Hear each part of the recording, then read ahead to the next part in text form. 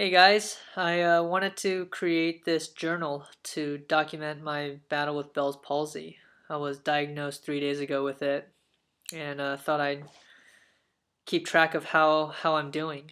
I was also inspired by some videos I saw, good videos and bad videos, and wanted to do my own little video just to have a keepsake, I guess, of my journey, and then also to share some of the information that I found about Bell's palsy with others that isn't obvious, that you can't just, Google and find in the first paragraph. But before I start, I just wanted to show you some of the symptoms I'm having. I have this massive headache right now, actually. I just took some Tylenol. The left side of my face is really fatigued. If you can tell, I'm just like straight. You can tell my eyebrows a little lower. I'm talking out of my right side more when I blink. My left eye closes about 75%. When I close my eyes all the way, I can close it at about 90, 95% maybe. When I raise my eyebrows, less tone in the left side. When I flare my nostrils. I'm speaking like I have a stuffed nose because I actually do. Here, oh man, I can breathe a lot better when I kind of open up my nostril because the muscle tone's really bad. It's pushing down. I'm getting some breathe right trips right now for that. My wife is. When I smile, that's a full smile. When I pout, hmm, goes towards the right side. When I pucker, bad, more towards the right side again. Bad muscle tone on the left. I have some pain right here, and it's pretty painful actually. It's because the nerve that's affected, cranial nerve 7, that's your facial nerve. You have 12 cranial nerves. They innervate here through a little hole, and it comes out through your face, and I can actually feel my face twitching a little bit here and there, especially when I'm still. I could feel like a little twitching there, then a little twitching here, and then a little twitching here. It's like it's going haywire. I kind of have swimmer's ear in my left ear. It's like it's plugged a little bit, and that's. I mean, I can hear out of it, but I can tell that it's plugged. I'm spitting more out of my left side, talking out of my right side more. But it all began a couple days ago, 3 days ago actually. I woke up and my tongue was kind of numb on the left side. Didn't think much of it. Kind of thought I just burnt my tongue on some soup. But then the next day, that night, I was brushing my teeth, and as I was swishing water, I realized that water was just kind of squirting out and I couldn't control it. And I was kind of worried. And then I looked at my face, I noticed it was a little droopier, and I thought I was having a stroke. And so I was really scared. Uh, yeah, really scared, and I called my buddy up, and he and my wife drove me to the ER, and through exclusion, they diagnosed it as Bell's palsy, and that's how Bell's palsy is diagnosed. They basically say, they take a CT scan, they say, hey, you're not bleeding, you're not hemorrhaging, you don't have a block, doesn't seem to have a tumor, you don't seem to have a tumor, and we think it's Bell's palsy, so they gave me some medicine, and I took off.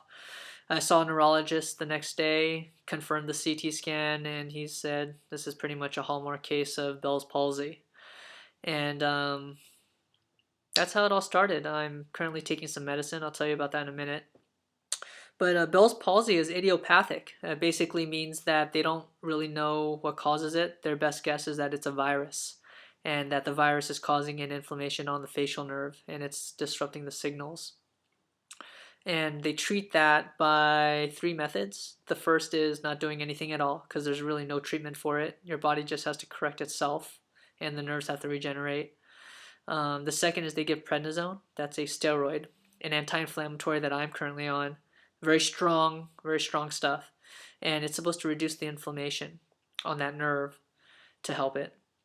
The other method is to give prednisone and a antiviral. Usually it's something like a cyclovir, which is to help fight the virus if there is one, and then the prednisone will help the inflammation, and that should give you the best chance for recovery.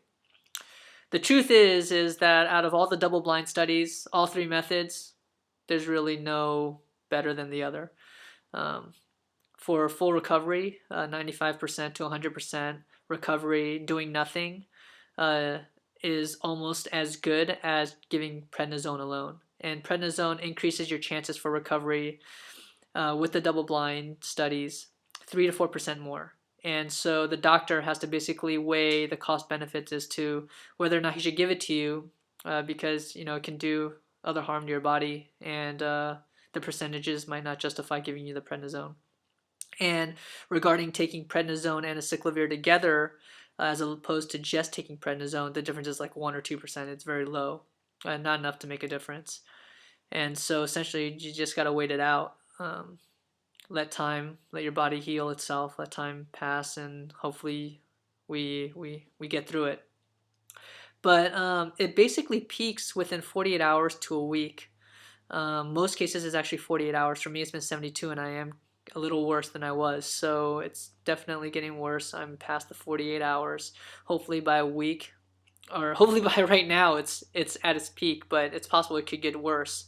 In fact, the left side of my ear, I can tell as I'm talking, my equilibrium is being thrown off because it's kind of plugged. God, I hope that doesn't get worse. But usually people recover between 2 weeks and a month. That's best case scenario.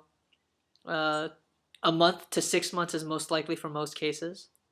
And there are people who live with it for past a year, and it just becomes a lifestyle for them. And there's nothing they could have done about it. Nothing I could have done about it. Just kind of happens, and you just deal with it. Sorry, my face is twitching, so I'm just like trying to calm it down a little bit. And I got a bad headache. The recovery time, I think I just said that. God, I don't know what else to add at this point. My head is like pounding, and when I blink, I gotta basically I have to really focus on closing my eye because you don't want it to dry out. And when I sleep, I actually sleep with an eye patch. I tape it shut with some lubricant and deal with it that way. I woke up this morning and the eye patch was gone. I guess in the middle of the night, I just threw it off and woke up and it was gone. Didn't even realize it. So yeah, that's sort of what I'm dealing with right now. I'm going to try to create a video every day to show my progress or to show if I get worse. Hopefully this is just the peak, and hopefully I get better, but it's really scary stuff. Oh yeah, in addition to taking the prednisone, which I'm taking for 10 days, 50 milligrams a day for 2 days, tapering off. So it's 50 milligrams for 2 days, then 40 milligrams for 2 days, 30 milligrams for 2 days, and so on. I'm also taking some multivitamins, some really good multivitamins, and some B vitamins that's supposed to help with the nerves. If you can tell, I'm also talking a lot with the right side of my mouth more than I am with my left. I'm spitting quite a bit with my left, actually. I'm also seeing a chiropractor. Chiropractor is probably not going to cure Bell's palsy, but I'm hoping that with some alignment or some adjustments, it'll help with some of the nerves and see if that'll help. I'm basically trying everything that I can to beat it, and I think that's what most people will do when they experience something as crazy as this. I mean, this is really nuts.